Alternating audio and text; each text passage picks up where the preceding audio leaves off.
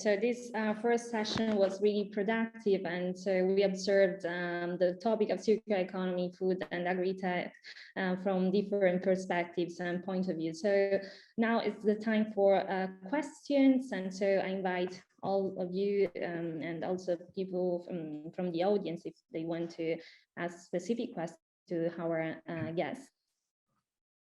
Yes. If possible. Yes, absolutely. Also from me, thanks to all. This was a really, really great series of contributions that I would say cutting edge, no? Really the new things. And I would, if possible, have a question to Enrica Arena. Like compliments again for your great project. And I think it shows very well the global dimension, no? And the global importance, and also how you address the markets, not only in Europe. On the other side, no, things have also the local side, what is also interesting for sustainability argumentation, no? And for example, you stress the Mediterranean cultural background, but let's say it's also about very practical things, no? Like where to produce, to have a place for a factory, to have infrastructures, to have workforce that is skilled to do it, to have funding, and let's say, no, in territorial innovation, what we call also a milieu, no, of innovation, that this means really also a local network, no, and cooperation with research and things like that. I would be interested if you can explain a little bit, let's say, this footing of the orange fiber, how it evolved. Yeah, definitely. So thank you for the question. So, well, let's say this whole idea happened in Milan at the very beginning, even though it came from Sicilian roots. So I think that was the milieu in 2012 where startup and entrepreneurship mindset were really started to be injected, let's say, in youth in Italy. I mean, it was not yet a moment when it was a buzzword or everyone wanted to have its own startup, but it was more like starting this process that now we see like 9 years later as having created an ecosystem, or partly an ecosystem, let's say. So being in a place where you have big companies, the fashion system, universities, and the big bank, for instance, was really incredible, because they were actually holding, for instance, banking group were having startup acceleration, where they would teach you how to be bankable when you are a startup and you don't have any, I don't know, credit story.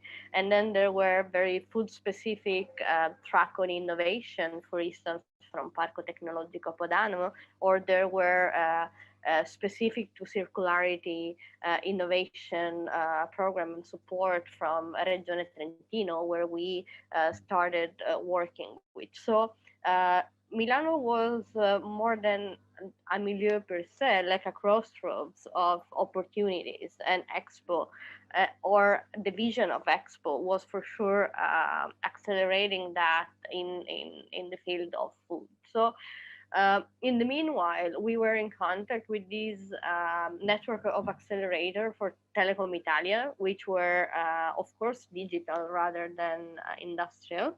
But they were opening a hub in Catania, which was really one of the first accelerator ever in Catania back in the days in 2015, and we were like a special mention of that program, because we were not digital at all, we were not a lab, but nevertheless we had this social and environmental impact at our core, and these really enable us to get in touch with people from the juicing sector, and having to understand what was their problem and how they were addressing it and how we could potentially support them or not. But that was really, I mean, having someone bringing us really into the juicing industry was one great thing, as it was, on the other hand, being in Milan and having the opportunity to talk with people in the fashion industry and kind of validate the idea, oh, we'll have a patent, someone else will develop the product for us and whatever. And then finding out there's no cellulosic man-made fibers industry in Italy at all. All the plant has closed like 20 years ago. We need to find someone somewhere else.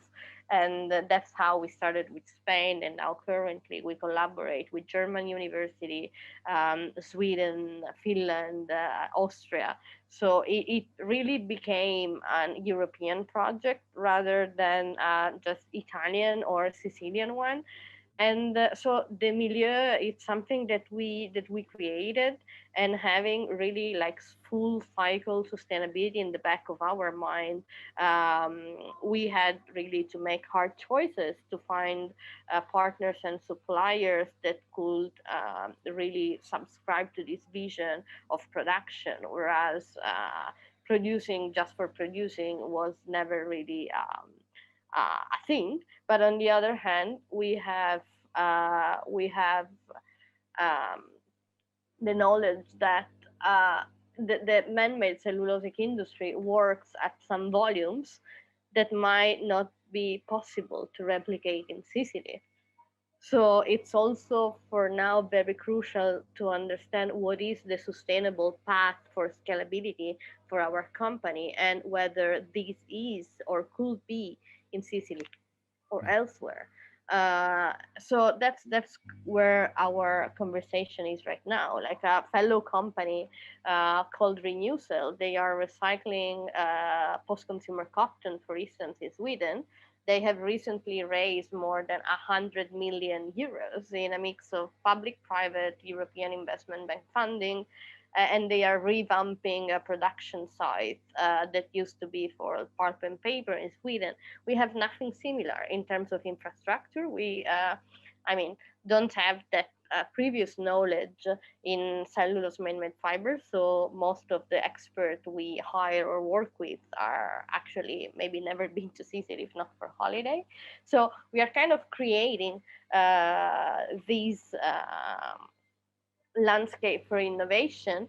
But I have to admit it's very challenging, but it's also quite stimulating because it provides us the opportunity to make it in a new way that is not okay, we have to do 100 ton a day because that's the way the industry does, but it allows us also to be a little bit flexible in designing the future of our product. But the oranges are in Sicily, no? So it would be maybe a little advantage, no, to be near right to where they are produced, no? Yeah, for sure. I mean, we are not, I mean, Sicily, Spain, but even for instance, United States are super interesting for us because Florida and California have both facilities for cellulose production and for citrus byproducts. So we also want to produce close to where the market is and the waste is. So for sure, being in Sicily is an advantage. But if we need to create an ecosystem from zero for a plant that makes 100 ton a day, where if making it in Sweden costs 120 million, making it in Sicily maybe costs 200. Not for anything, but you need to train people from zero, or you need to let's say attract talent from Sweden and have them relocate till the product is up and running. So one of the things we need to consider is also, I mean, given the availability of human resources and infrastructures, how long and how much it will cost, and who will pay for it. Because at the end of the day, for instance, in the case of the Renewcell, was really a big public investment and brand investment that are like taking an extensive step in their responsibility toward the waste of their products. So it's also really like seeing how the whole fashion supply chain is redefining sustainability and circularity, and if there are actors that are interested in replicating this model in Sicily. For sure, we are in Sicily or in Italy or wherever else. I mean, Euratex is doing a big job with the recycling hubs that are due to open for collecting, for instance, the waste from fabrics. But currently, there's not a technology that can successfully recycle in Italy, for instance. So we can maybe collect, but then we like not us, but in general. But we need to outsource the technology process itself. So the geography of sustainability it's actually driven by technology somehow. So whether we can import that technology or it's better to kind of transport the byproduct, this is something still to be solved. Thank you, Enrica. Many, many thanks. Very, My very pleasure. interesting.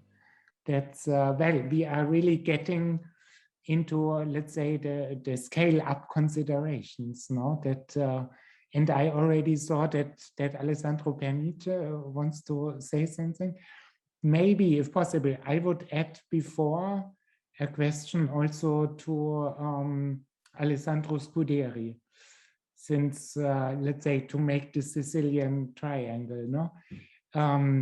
You also talked a lot about design, no, in different aspects, and there's also the nice Fico d'India, no, behind you, since that is maybe even more Sicilian than the oranges, no. Could you maybe illustrate a bit what role exactly the creative industries and especially design plays for the development of your project? We thanks for the questions. We had a biotech facility that it is established in Butera in a former a petrochemical plant. So we also we don't not only gave waste a new life, but also we rewriting the industrial history of an entire territory. Mm-hmm. And this means to also create jobs in Sicily, which is not an easy task, and to give new value to something that was previously a problem for farmers. Mm-hmm. For what? Sorry, you were saying something. Yeah, well, and what about the role of design and communication? Maybe also in this, no, to re-establish this former industrial plant. It was, it was, and it is crucial, because without you talking about the design of the product or the design of the establishment, the facilities. Well, and the design of the communication, no? Okay. First hand, no? For us, it's crucial because our business model is based on a B2B2C strategy. So since we plan to be like Walmart or to go to another industry like Intel, like we want to be the synonym of a new material. We actually present ourselves to a leather alternative at the moment, but in our vision, we want to be a new material per se, without any a new luxury material per se that will substitute eventually leather, hopefully in the future. But we to do that, we have to go step by step in our communication too. So we want first to reach the big brands that currently are using leather as a symptom, as a synonym of quality and luxury, and then eventually let people forget leather all of a sudden. Okay, so I will we will have just time for one question, I think, because we are quite late for our second session. And so I don't know, Alessandro, if you, I know that you... Please let the stage to Alessandro, no problem for me. Sure, Emanuele. Okay, I will be very happy and I would appreciate very much if you could answer this question, which is addressed to both Enrica and Alessandro Scuderi. I really appreciated their presentation. My question is, you know, at present, there is a very prominent skill mismatch between the job requirements and the workers, meaning that there is an insufficient number of job seekers to fill exactly the available jobs position. So my question is, what kind of competencies, skills, abilities, youth employees, young entrepreneur should have, according to your vision, Andrea, Enrica, and Alessandro, should have to support your projects, both Orange Fiber and later projects. So, you know, training and education, according to my vision, are very important because only through these activities and capacity building program, we can really enable our job seekers through marketable skills. So what is your experiences, and would you be interested really in transferring such a know-how, such a particular model of production to other entrepreneurs, to other young entrepreneurs who wish to learn from you? That's all. Thank you.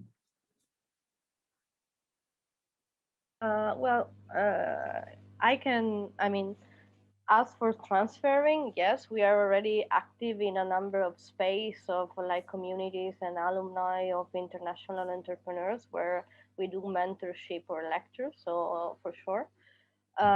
We recently entered the European Investment Bank cohort for social innovation tournament finals. So for sure, it's our like real call to support other follow the path or create their own path.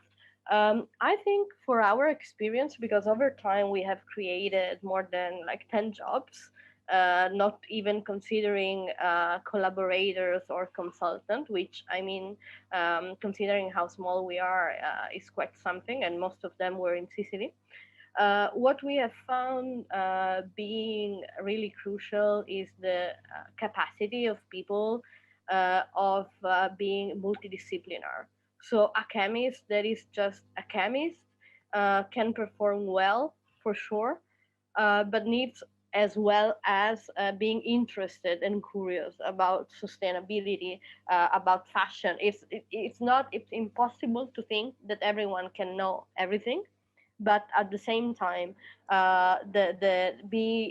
having soft skills that can help them being an active part of the team is crucial, because we really have two souls. We have chemical industrial side, and we have product market oriented side, and these two souls have to interact in a very proficient and constructive way. So of course, language, I would say that without English is quite hard to be part of our team, not for anything, but I cannot have a translator or someone else that goes into places on my behalf. And unfortunately, the level of training that we have so far, often it's very scholastic. It's not like work proficient. It does not provide work proficiency. And this is quite a limit when we want to attract talent. because it's really something that we cannot do without. Soft skills. For instance, our social media manager, she had a background in international communication, but never did that. So we trained her from moment zero. Yes, Enrica, you totally answered to my questions, and in particular, you mentioned really the soft skills, which are very important as well. The digital literacy and the languages. Doesn't matter the level of education and background for sure, but I totally agree with you, and that's why we would like to invest really to spread the message coming from your project to replicate it in other provinces of Sicily and then in Italy as well, and somewhere else. Thank you very much. So Federica, thank you. Let's give the floor to Federica. Yes, I don't know if Alessandro Scuderi wants also to reply. Well, I do not want to sound cocky, but we are doing pretty good so far with the team we have, but surely we want to, looking for an expansion, we will need, of course, some extra new ideas in communication, and we will need chemists, but I think thinking of the future is not an immediate need. Thinking of the future, I think we will need someone who could help us in designing a new and a better circular economy process, and someone who is capable to imagine new economical process for us, for the good of us and the whole community. Okay, so many thanks, Alessandro. And so it was really a fruitful and productive day. So for this first part of our webinar, and so I'm very thankful for this great participation and hope that we'll have also other time in future for discussing a bit more about your projects and activities. And so I will leave, I think we can have 5 minutes a break, but I promise that during the second session, we will have a bit more other minutes of break during the presentations. And so we can start for the second session at 11:35, and then yes, we continue with our second session of the webinar. And so it was really an amazing first session for us. Thank you all. Same for us.